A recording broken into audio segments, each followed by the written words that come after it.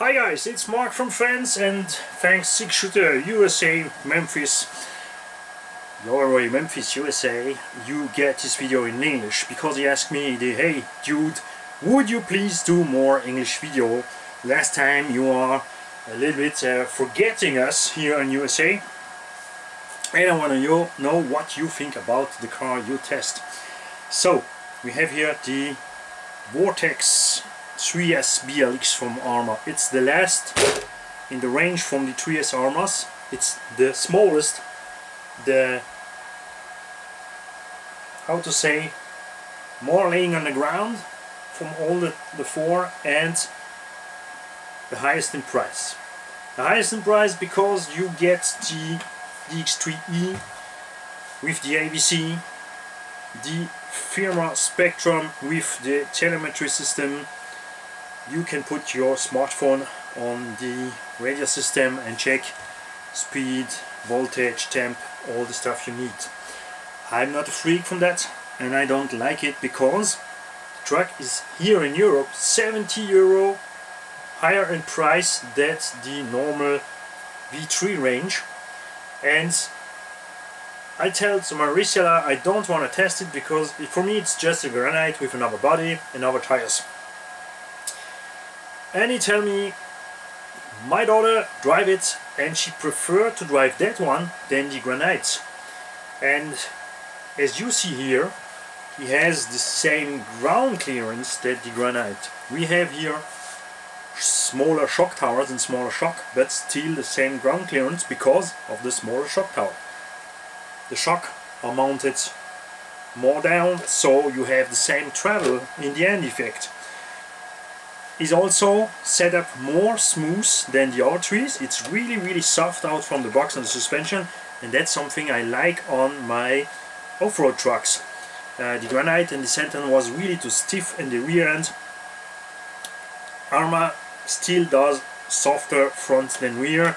I really prefer the otherwise. I don't like my front to be so soft. ARRMA does that to not can say something other than shoot on the Traxxas Rustler, and like the old 3S range from ARRMA, he's also way better than the Traxxas. You know I'm a Traxxas freak. I love my Traxxas. I have the whole range here, but the ARRMA range 3S is better on tires, better on electronics, better on the shocks, better on the transmission. Not the ground transmission, but the CVD, the plastic CVD are better, the ARRMA ones are better. So, and the must here in Europe is that the ARRMA 3S range costs about 350 euros, and the Traxxas range is at 450, 480. That means 100 and 250 euros more than the ARRMA range, who's better. The Rustler is not drivable on sand without the AVC on full on. I made a run. If you don't have seen it, go check on my channel. I have run the KK Pit K1 TTE against the Rustler. The K1 has nothing. It's just basically set up for off-road, no AVC, no help, nothing. And with the Rustler, I was not able to catch the KK1 drive by my body. And I'm always faster than him when you have the same vehicle. But there I was not able, even if the AVC at full on, I had really pain to get him. Because the tires are so bad, and there are really no real setup for drive it without this TSM. I really hope that it's better on this one. Then with the granite I was really happy. That's really a truck I love overall. It's my favorite 1/10 scale monster truck. The granite is not so high than a Haas in the center, but he can do so much and is so less on price. He forgives many things. He's really strong and tough and durable also. It's a plastic transmission, even the main gear are plastic, but I had no issue with that driving in 3S. I even drive it 4S. I put the 4 setup in my granite, I send it on the ramps with triple backflips and front flips. I land on the roof, on the front and the rear, and I break nothing on my granite. So this is the same base, so I'm confident with the transmission. The body is available in 3 different or 4 different color, like what you want. I really prefer also the look. I really think that Vortex has a better look than the Rustler. It also has a better ground clearance than the Rustler. The Rustler is really down on the ground, and if the grass is not just fresh cut off, you have no chance to pass it. You have to rise the suspension using over end, using longer ball ends, and ARRMA did not do this mistake here. We have still a nice ground clearance like a 1/8 scale buggy. The tires are the best surprise for me. They are really tough in rubber, but maybe this is gonna be slippy. That's why they have put the TSM on, maybe, or AVC. The rims feels really good. They have also a nice look. I really like the rims. The V3 wheelie bar is really better than the V2. Also the bumpers. As I drive the granite, I hit 3 times a different car in the axle, and we see that the granite is a destroyer from our RC because his front is so tough. I even destroy a part from my Traxxas Max with a granite, and the Max is a tough car. I love the fact that they do, like on the Mojave, the roof protection here. I miss here on the front something to protect the front fenders. The rear ring is really soft also, that's good because it's bolted directly on the body, and I fear that we're gonna destroy really fast the body if we roll here on the roof. But we're gonna see what happens.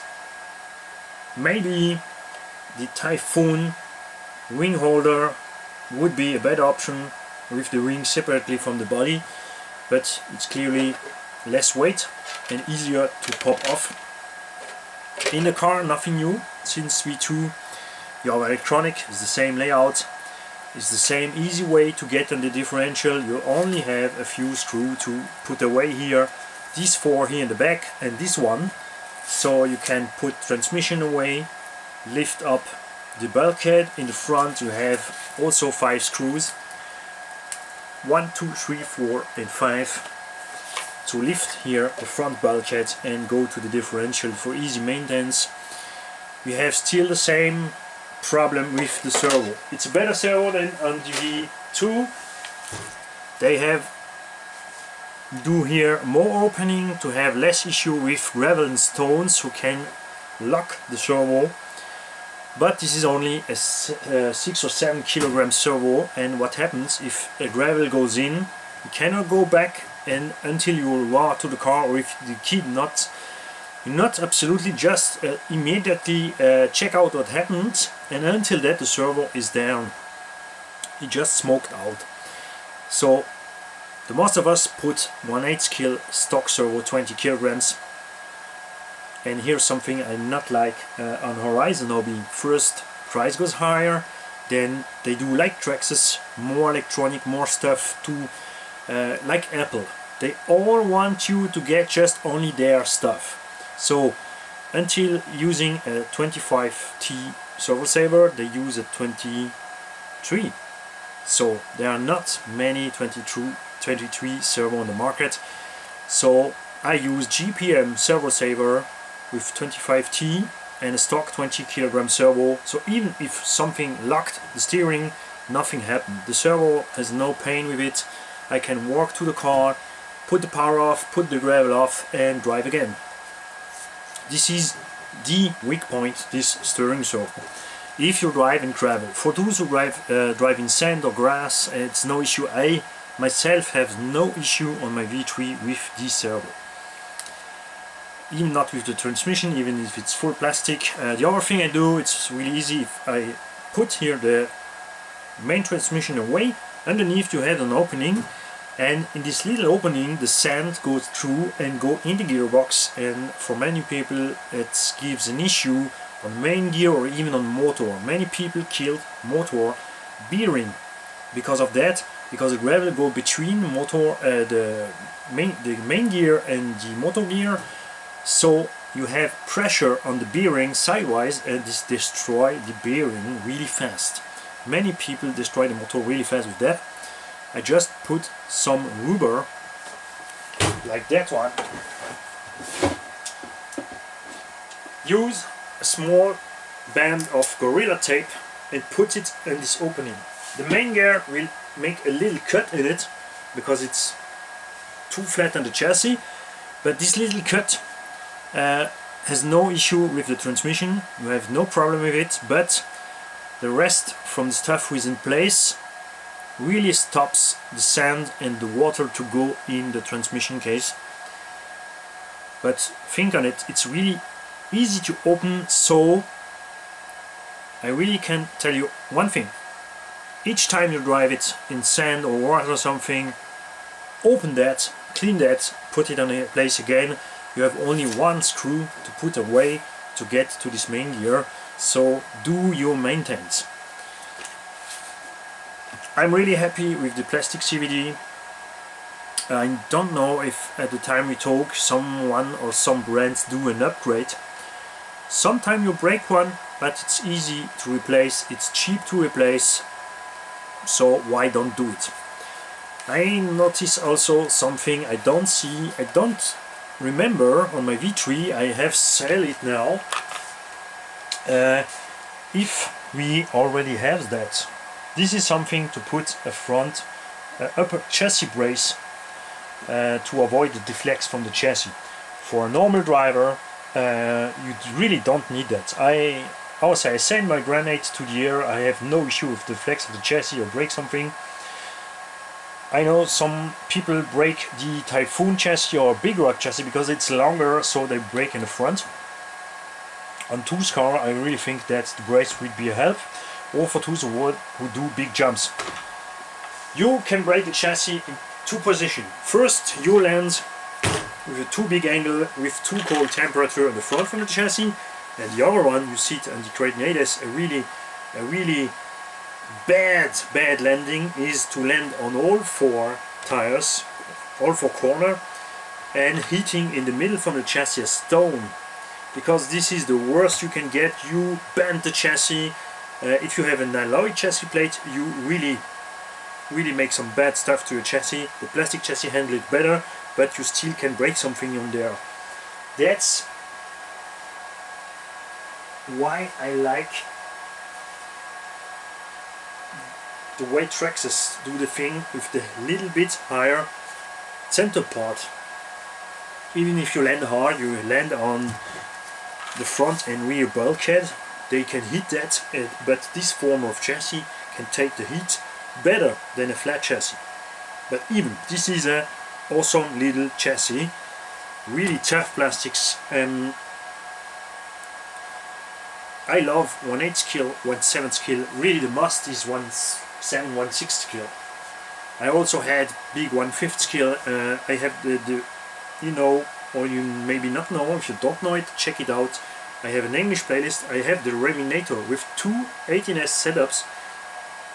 It's not 36S, it's 80S parallel, two motors. I have so much power. I can sit on the roof and still drive 50 km/h, and I drive 40 minutes, and all is really, the temperature is super easy in the truck. So when I drive back small 1/10 scale, I miss a little bit feeling, and as I get the granite in the hand, I find back this feeling. I stopped to do small cars in 1/10 scale a long time ago, because the most of the time you are not okay if you not have a cool prepared field to drive it. Then I get the granite, and I fell in love again with 1/10 scale monster truck. and I'm really happy to see that this one has the same ground clearance. This is not mine. This is my favorite shop sent me one because I tell him I don't want it. It's cost more than the granite, but cannot do more. And he sent me one because my subscriber tell me, hey, please, would you test it? Can you please test it? And so he sent me one, and he tell me his daughter have one, and she's really happy with it. So I really think I gonna take it. So I also cannot drive it for you. Because if it's not mine, I cannot drive it. It's the fastest on the paper from this 3S range by ARRMA, and they do it the old wise. That means you have a stock gearing who not allows you to go to the speed who's on the box. Is enough speed to have fun with the truck, have a good run time, and don't overheat anything. Then they give you a speed pinion to go fast, and if you destroy something going fast, they can tell you, oh, it's your fault, we tell you it's only just for speed runs. I have many cars, so I don't gonna try to drive this one at 100 km an hour. I don't need it to drive such a small car at that speed. I have 110 skill on road who can do 200 km an hour, and I have 1.8 skill to drive 200. I even can push my FG at 200 km an hour. So I don't feel the need to do that, but I put myself in the place from someone who has just one car. You get this one particular car because you want it. You get all the money you put to the side in this car, and you want to drive it fast. I can only tell you, try it, but put the AVC on, go somewhere you can hit nothing and no one, especially no one, and be smooth on throttle. Don't try to be too fast at the highest speed. Take you the time to go really straight online, to put the power on the ground, and do not drive the whole battery pack with this speed pinion. Make 10 passes and then stop, because you will overheat motor. You see, you will take too much amp on the battery will be really hot, so stop the drive after 10 passes. Go to charge your battery, put the smaller pinion, and then go drive back, drive again, so you're sure you're not gonna damage the car. Like on the Mojave, they put a hole in the tire. This allows sand and water to go out from the tire. That's from one side good, from the other side not. I prefer to get tires without hole at the beginning until I get something in the tire, so I do myself a hole in there. Because you cannot avoid water to go in to destroy the foam. If you want to do it, you have to glue the hole here. Don't forget to, I don't know if they put holes in the rims. No, they don't. So just put glue in this hole if you see this water outside. Then pop the glue away after that to run again in dry condition.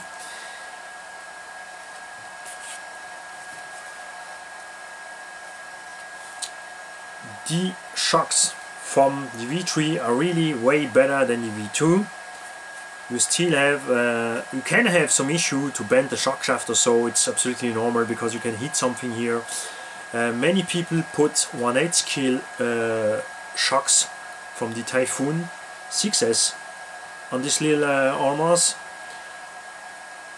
Just get the right springs, because if you are too hard, it's not cool to drive.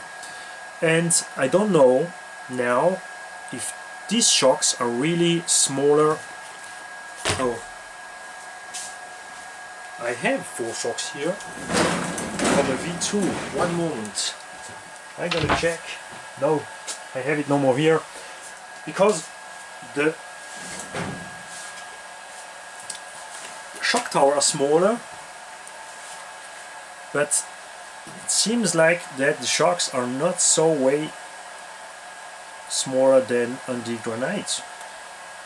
So we're gonna check out, if you always try it, if you already tried, if you know it, tell me if these shocks are the same length than on the granite, or if they shorter, what 1/8 scale shocks did you try to put on it.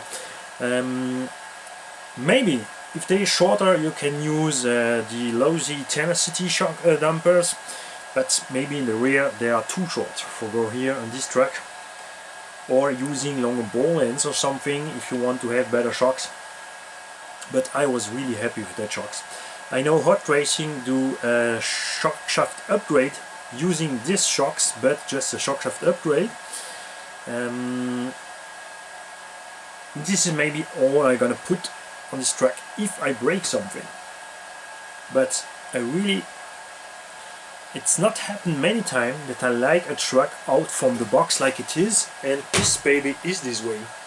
On the granite I have to change the setup from the shocks. The rest was okay, and here the shocks are really softer. I really like that.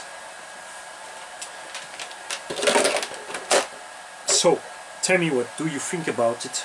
Would you buy one? And if you would buy one, why would you do that?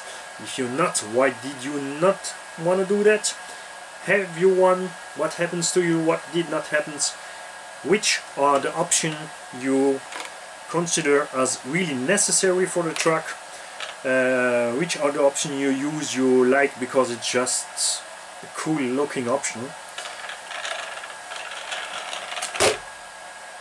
And the other thing I hope is that Horizon stops to rise the price from the ARRMA stuffs. At the beginning ARRMA was made for entry level, for bashing, without any too much stuff on it, and now Horizon Hobby put all the parts higher in price, put some geek stuff, some AVC, TSM, telemetry. That's also stuff I don't need. Okay, on the lousy RTR, but please leave our ARRMA trucks like they was at the beginning. Easy, simple, and priced up. Bye guys, have a nice day.